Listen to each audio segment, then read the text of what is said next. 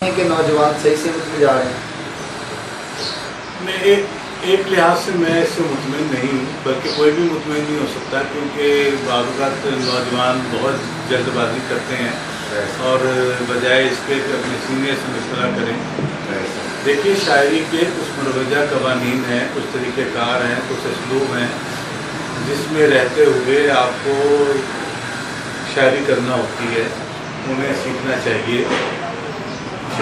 سیکھنے کے لیے کسی سینئر سے مشورہ کرنا چاہیے، اس کے بعد آپ شاعری کو، میں سمجھتا ہوں کہ مجھے ابھی بھی اپنے جتنی بھی کتابیں ہیں، شاعری ہے، میں کبھی مطمئن نہیں ہوتا اس بات سے جائے کہ اس کو ایک دم اب لکھا اور یہ سمجھ لیا گیا کہ چونکہ میں نے لکھ دیا ہے لہذا یہ وہی ہے اور اس کو ایز اٹ از چلے جانا چاہیے۔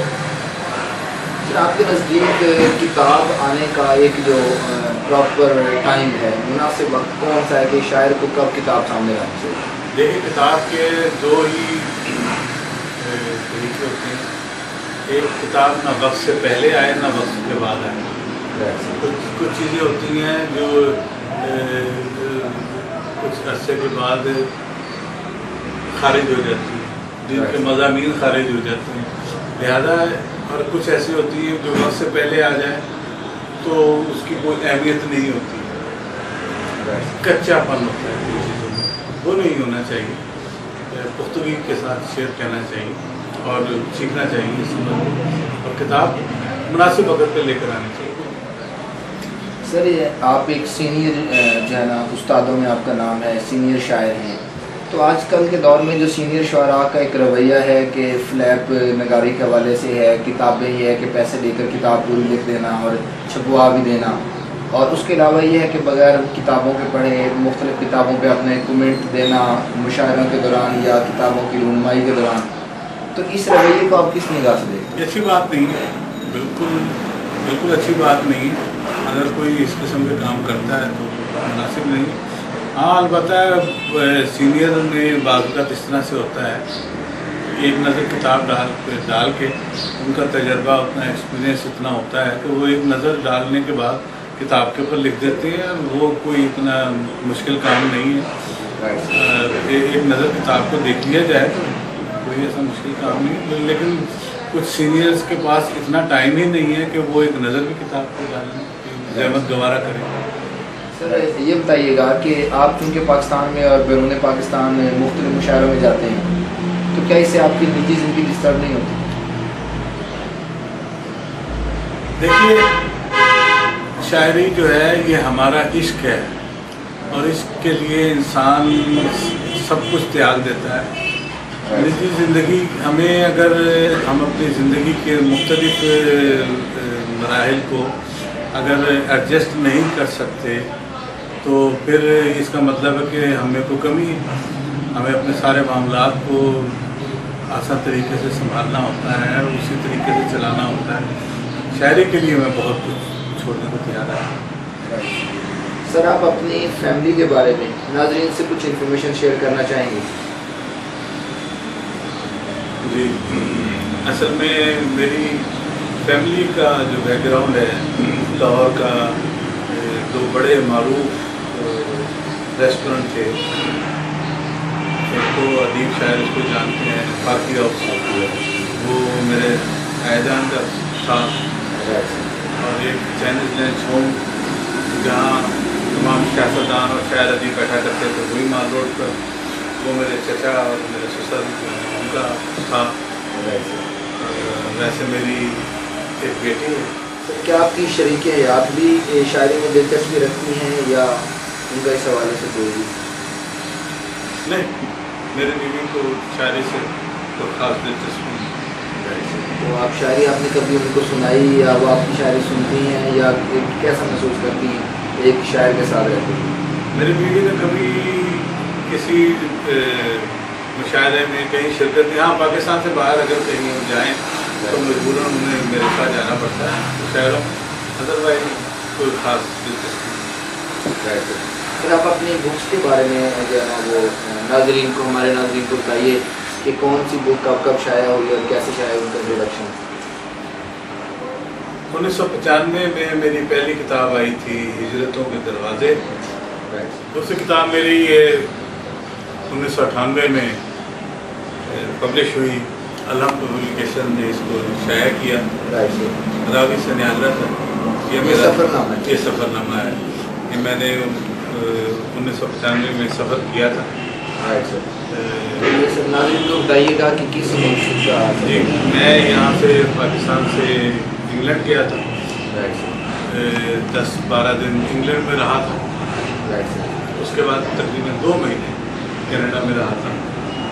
کینیڈا میں جو وقت میں نے وہاں پر گزارا یہ تمام. یہ سر کینیڈا کے بارے میں؟ جی کینیڈا میں جو وقت گزارا جو کینیڈا میں پھر میری یہ کتاب آئی خاموشی بات کرنا چاہتی ہے. Right sir. یہ گلشن ادب نے چھاپی تھی کتاب شاعری کا مجموعہ. اس پہ ادبیاتوں میں بڑی پذیرائی ملی. خاموشی بات کرنا چاہتی ہے. Right sir. یہ 2005 میں آئی کتاب میری.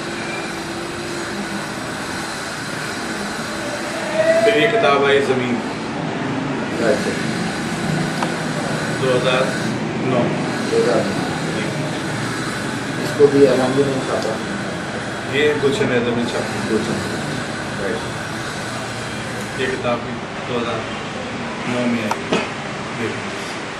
اب میرا تازہ جو مجموعہ ہے نعتیہ مجموعہ ہے اس کا نام میں نے رکھا ہے عزم. وہ انشاءاللہ تو 2-3 مہینے میں انشاءاللہ صرف نعتوں کا ہی؟ صرف نعتوں کا. کتنی نعتیں؟ تقریباً کوئی 60-65 نعت ہے. سر یہ بتائیے گا ناظرین کو کہ آپ نظم بھی لکھتے ہیں یا صرف غزل لکھتے ہیں؟ یا نظم بھی غزل بھی. میں نے ہر صنف سخن میں کوشش کی ہے. نظم بھی لکھی, سلام بھی لکھی, منقبت بھی لکھی ہے اور نعت بھی لکھی ہے ہر قسم کی. اور انشاءاللہ میری ایک اور کتاب ہے جس میں میں نے اپنی نظموں کو اکٹھا کیا ہے اور بہت ساری سلام ہیں, منقبتیں ہیں, وہ میں نے اس میں اکٹھے کی ہیں. انشاءاللہ وہ بھی وقت آئے گا تو اس کو بھی میں انشاءاللہ. سر آپ کے خیال میں کس کا زیادہ برائٹ فیوچر ہے, غزل کا یا نظم کا؟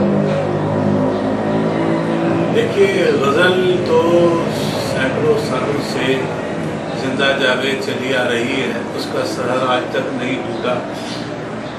غزل ایک بہت بڑی اردو ادب کی صنف ہے جس نے تمام اردو ادب کا احاطہ کیا ہوا ہے. تو اس سے کوئی شبہ ہی نہیں ہے کہ غزل کے مقابلے میں کوئی چیز نہیں آ سکی, آج تک نہ آئے گی. لیکن نظم اردو ادب میں بہت دیر متعارف ہوئی لیکن نظم اپنا مقام بنا رہی ہے. اور کیونکہ موضوعات کی وجہ سے نظم کو اہمیت حاصل ہوتی جا رہی ہے لیکن غزل اپنی جگہ پر قائم بنا ہے. سر آپ اپنے کلام میں سے ہمارے ناظرین کے ساتھ کیا شیئر کرنا چاہتے ہیں؟ ایک نظم جو 2005 کے زلزلے میں نے لکھی تھی. بہت سارے بچے اس میں زندہ دفن ہو گئے تھے تو وہ زلزلہ نظم اخبار میں آئی تھی. اس کو بہت تبصرے ہوئے, بہت زیادہ. وہ نظم میں اس کو سنا رہا ہوں. کوئی اسکول کی گھنٹی بجا دے, کوئی اسکول کی گھنٹی بجا دے, ہماری مائیں رستہ دیکھتی ہیں. کئی دن ہو گئے ہیں زمیں پاؤں پٹکتی پھر رہی ہے. ہماری تختیاں ٹوٹی پڑی ہیں, کتابیں اور بستے کھو چکے ہیں. در و دیوار اوندھے منہ پڑے ہیں, در و دیوار اوندھے منہ پڑے ہیں. چھتیں سینے پہ آ کر ٹک گئی ہیں.